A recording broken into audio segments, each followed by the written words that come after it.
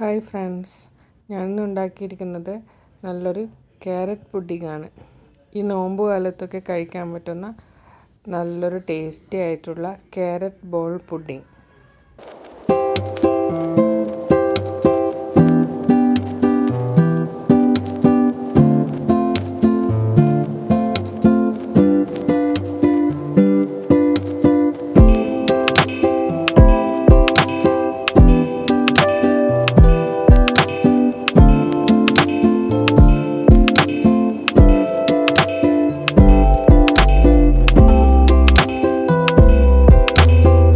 നമുക്കിനി ഇതെങ്ങനെയാണ് ഉണ്ടാക്കുന്നതെന്ന് നോക്കാം. ഫസ്റ്റ് 4-5 ക്യാരറ്റ് എടുത്തിട്ട് നന്നായി കഴുകി വൃത്തിയാക്കി ചെറിയ കഷ്ണങ്ങളാക്കി മുറിച്ചെടുക്കണം. അങ്ങനെ എല്ലാ ക്യാരറ്റും ചെറുതായി മുറിച്ചെടുത്ത് വെക്കുക. പിന്നെ വേണ്ടത് 1 കപ്പോളം പാലാണ്. ഈ മുറിച്ച് വെച്ച ക്യാരറ്റ് കഷ്ണങ്ങൾ മിക്സിയിലിട്ട് കുറച്ച് പാൽ ചേർത്തിട്ട് നന്നായി അരച്ചെടുക്കണം. അങ്ങനെ എല്ലാ ക്യാരറ്റ് കഷ്ണങ്ങളും അരച്ചെടുക്കുക. ഞാൻ 2 ട്രിപ്പായിട്ടാണ് അരച്ചെടുത്തിരിക്കുന്നത്.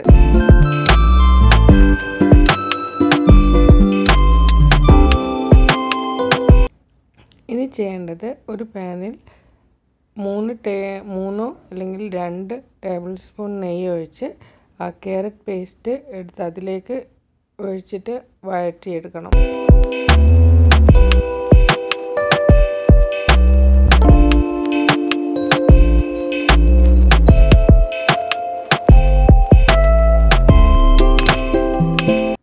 ക്യാരറ്റ് പേസ്റ്റ് ഒഴിച്ചതിന് ശേഷം കുറച്ച് നേരം അതിൻ്റെ ആ പച്ചമണം മാറുന്നത് വരെ നന്നായിട്ട് ഇളക്കിക്കൊണ്ടേയിരിക്കണം. ഇളക്കി അതിൽ ഒരു നുള്ളു ഉപ്പ് ചേർക്കണം.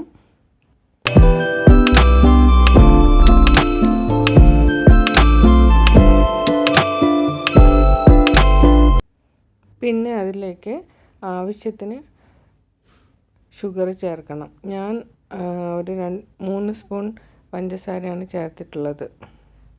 നിങ്ങളുടെ ഇഷ്ടത്തിനനുസരിച്ച് ചേർത്താൽ മതി. പിന്നെ ഞാൻ അതിലേക്കൊരു 1/4 കപ്പ് പാൽ കൂടെ ആഡ് ചെയ്തിട്ടുണ്ടായിരുന്നു. പാൽ ആഡ് ചെയ്തിട്ട് നന്നായി ഇളക്കിയതിന് ശേഷം അതിലേക്ക് ഒരു 1/4 കപ്പ് റവ കൂടി ചേർക്കണം. റവ ചേർത്ത് നന്നായി മിക്സ് ചെയ്യണം. ഈ ക്യാരറ്റ് പേസ്റ്റ് ഒന്ന് തിക്കായി വരുന്നത് വരെ ഇളക്കിക്കൊണ്ടേയിരിക്കണം. നല്ലോണം തിക്കായി കഴിഞ്ഞാലാണ് അത് ബോളാക്കി മാറ്റാൻ പറ്റുള്ളൂ. ഇടയ്ക്ക് നല്ല ഗുലാബ് ജാമുൻ്റെ ആ ഷേപ്പില്ലേ, അങ്ങനെ വരണമെങ്കിൽ ഇത് കുറച്ചൊന്ന് തിക്കാവണം.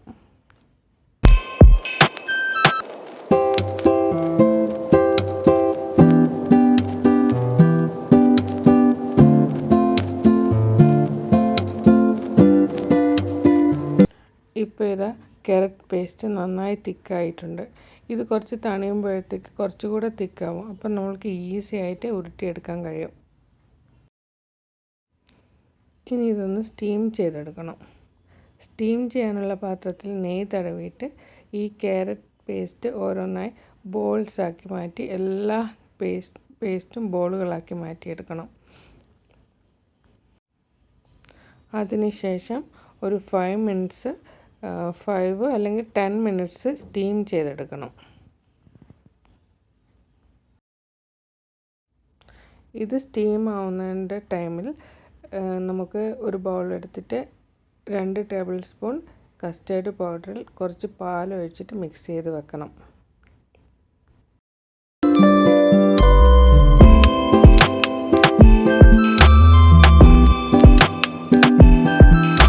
പത്ത് മിനിറ്റിന് ശേഷം ഈ ക്യാരറ്റ് ബോൾസ് സ്റ്റീം ആയോ എന്ന് നോക്കിയിട്ട് അടുപ്പിൽ നിന്ന് മാറ്റി വെക്കണം.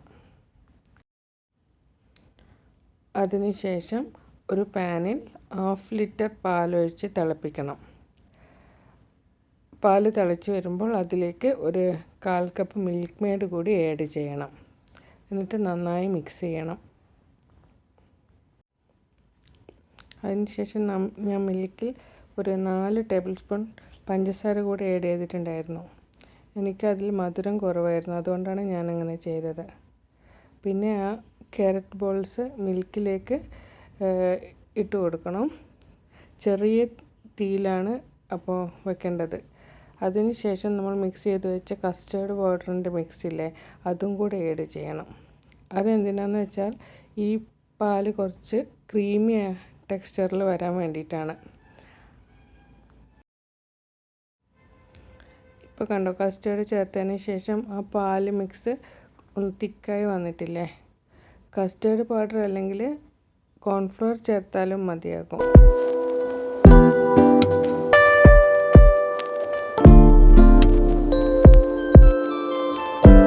ഇനി അതൊരു സെർവിങ് ബൗളിലേക്ക് മാറ്റാം.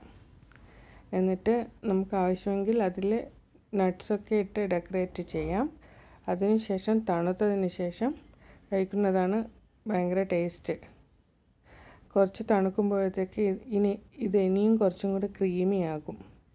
അപ്പോൾ കഴിക്കാനാണ് നല്ല ടേസ്റ്റ്.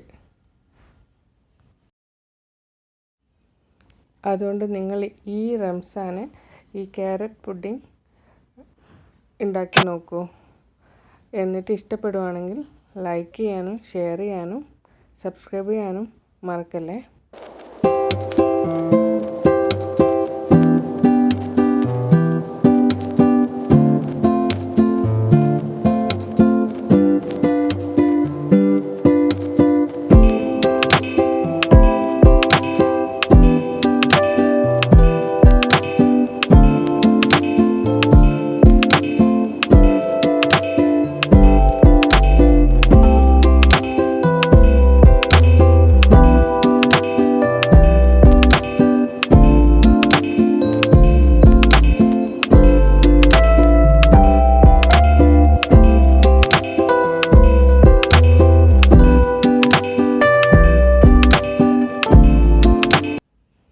ഓക്കെ ഫ്രണ്ട്സ്, ഇനി നമുക്ക് അടുത്ത വീഡിയോയിൽ കാണാം.